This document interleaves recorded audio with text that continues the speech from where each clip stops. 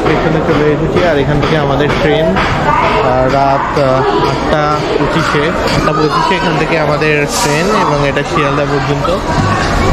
তো এবার যারা আমার সঙ্গে এই দারিংবাড়ি টোরের সঙ্গী ছিল তাদের সঙ্গে কথা বলাবো, কিন্তু এই মুহূর্তে না, কারণ সবাই একটু সবার কাজে ব্যস্ত আছে। একেবারে ট্রেনে উঠে তাদের সঙ্গে তোমাদের কথা বলাবো। আর ব্যাস এইটুকুই, আর কি বলবো, ব্লগের সম্পর্কে তার কিছু। এই যে স্টেশন,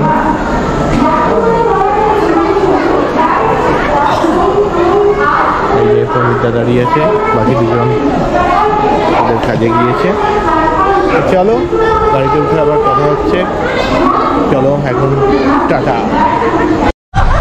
হ্যালো। আর আমি উঠে পড়েছি ট্রেনে, মানে আমাদের 22202 পুরী শিয়ালদা দুরন্ত এক্সপ্রেস। এটা ভুবনেশ্বর থেকে ছাড়ার কথা ছিল হচ্ছে 8:30-এ, কিন্তু 23 মিনিট লেট করে 8:53-এ ছেড়েছে। ঠিক আছে, এটাই হচ্ছে ব্যাপার, মানে লেট করেছে এবং সেটা 23 মিনিট লেট করেছে। যাই হোক, এখন সময়ে পৌঁছে দিলে ভালো হয়। ওকে। আর এই ওনার সাথে সাথে এই যে জলের বোতল পেয়ে গেছি। আর সবাই খাওয়া শুরু করে দিয়েছে। একটু ভালো হলে ভালো হয়, ভালো হয় সেটা হবে না। যাই হোক, আমাদের অনিন্দুদা কোথায় গেল? এই যে অনিন্দুদা, আমাকে আর দেখা যাবে। আর এই মুহূর্তে তোমাদের দুরন্ত স্পিডটা দেখাবো। চলো স্পিডোমিটারে যাওয়া যায়। 112 কিলোমিটার, 114 কিলোমিটার। দেখো ম্যাক্সিমাম স্পিড উঠেছে 125 কিলোমিটার পার আওয়ার। 113, 116 এরকমভাবে যাচ্ছে। অ্যাকচুয়ালি এসিতে থাকলে বোঝা যায় না, কিন্তু দেখো এসিতে থাকলে বোঝা যায় না, কিন্তু স্পিডটাতে কিন্তু বোঝা যাচ্ছে কীভাবে স্পিড বাড়ছে। 126, 127, এইভাবে যাচ্ছে 130, 132। আমি জাস্ট দেখাচ্ছি তোমাদের, দেখো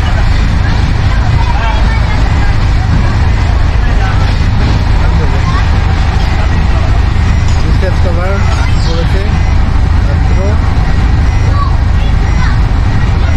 5।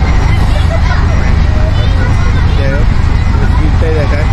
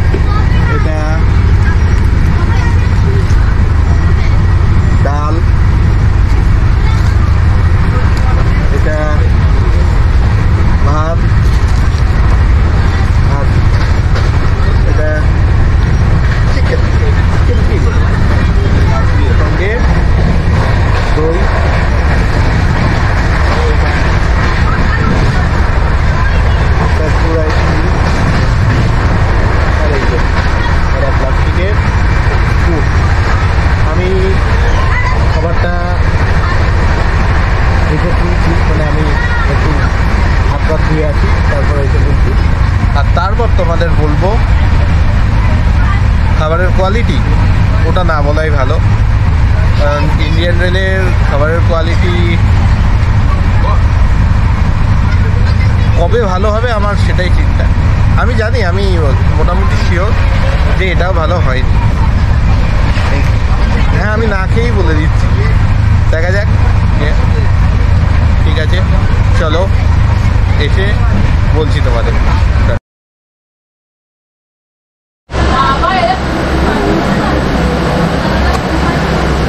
আমার এই মুখের এরকম এক্সপ্রেশনের কারণটা হচ্ছে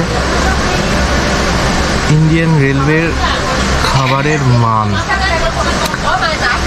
মানে এটা নিয়ে মনে হয় 95% যাত্রী কমপ্লেন করে। ঠিক আছে, চলো, খাবারের মান তো খারাপই, ভালো আজকে সেরকমই ব্যাপার, খাবারের মান খুব খারাপ। কিন্তু কথা হচ্ছে মান খারাপ ভালো না, ঠিক আছে, এয়ারপ্লেনটা ছাড়লো। কথা হচ্ছে আচ্ছা, ইন্ডিয়ান রেলওয়ে কি গরম খাবারও দিতে পারে না? অ্যাটলিস্ট নর্মাল হোক, মানে খুব গরম না হলেও নর্মাল হোক, একেবারে ঠান্ডা খাবার, চিকেন ঠান্ডা, ভাত ঠান্ডা হয়ে গেছে, রুটি ঠান্ডা, ডালও ঠান্ডা, মানে রীতিমতো খেয়ে গা গুলিয়ে আসার উপক্রম। দুরন্ত পুরী শিয়ালদা যে দুরন্ত 22202, সরি হ্যাঁ, পুরী শিয়ালদা দুরন্ত 22202। আচ্ছা, এটা তো একটা অন্যতম ভালো, অন্যতম সেরা একটা ট্রেন। সেই ট্রেনে এরকম খাবার, মানে খুব বাজে, খুব বাজে। মানে আমার রীতিমতো গা গুলিয়ে গেছে, বমি পেয়ে গেছিলো। এবং সত্যি কথা বলতে আমি বমি করেছি, মানে খুব বাজে খাবার। অ্যাকচুয়ালি বমি করার কারণটা হচ্ছে খাবারটা খুব ঠান্ডা হয়ে গেছে। তো আমি মানে কোচ অ্যাটেন্ডেন্ট বা এদের বললাম, তো কি আর বলবো, আর মানে কি বলবো আমি সত্যি বুঝতে পারছি না। ইন্ডিয়ান রেলওয়ের কাছে আমার একটা রিকোয়েস্ট যে আপনারা দরকার হলে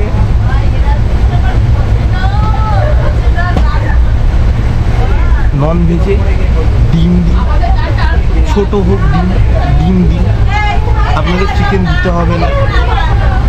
আপনারা একটু গরম না হোক, অ্যাটলিস্ট একটু উষ্ণ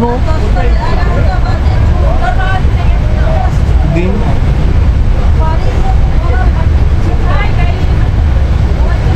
খাবারটা দিন। খুব বাজে লাগলো, খুব বাজে। মানে সমস্ত ট্যুর, এই দারিংবাড়ির সমস্ত ট্যুরটায় যেন এই লাস্টের দিকে এসে তাল কেটে যাওয়ার মতো অবস্থা।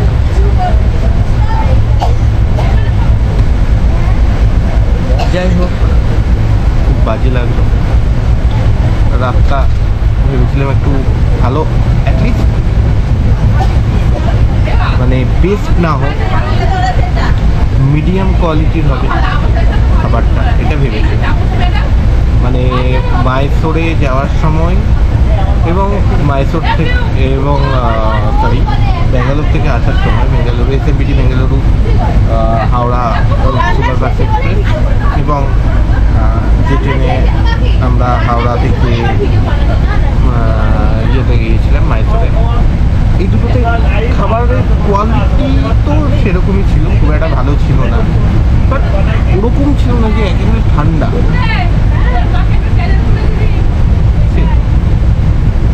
কিছু বলার নেই। যাই হোক, কি আর বলবো, রেলওয়েকে রিকোয়েস্ট করলাম যদি পারেন তো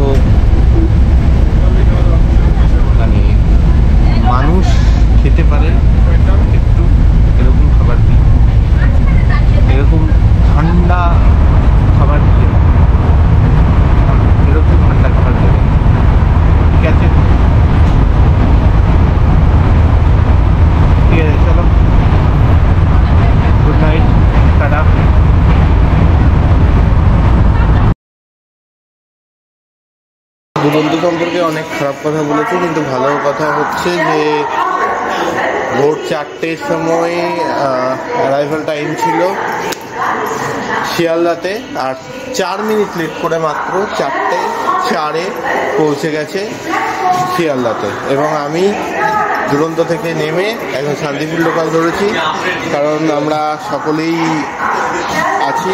সব থেকে দূরে আছে আমাদের প্রমিতদা, আর প্রমিতদা যাবে হচ্ছে শান্তিপুরে। তো আমরা 4 জন এই দিনটাই ওই কারণে ধরলাম। ভোর 4:35 শান্তিপুর লোকাল। কেমন লাগলো? ভালোই লাগছে, মানে এনজয় করেছো তো? অবশ্যই। Wow, it's looking like a wow.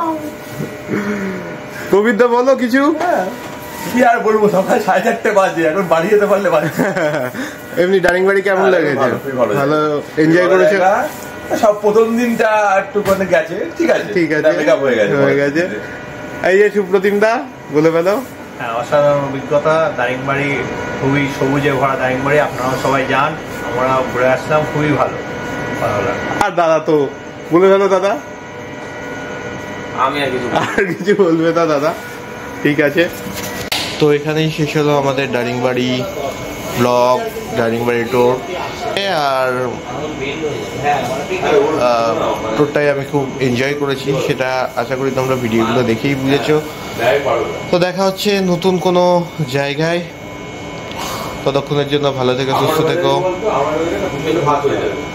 Tata.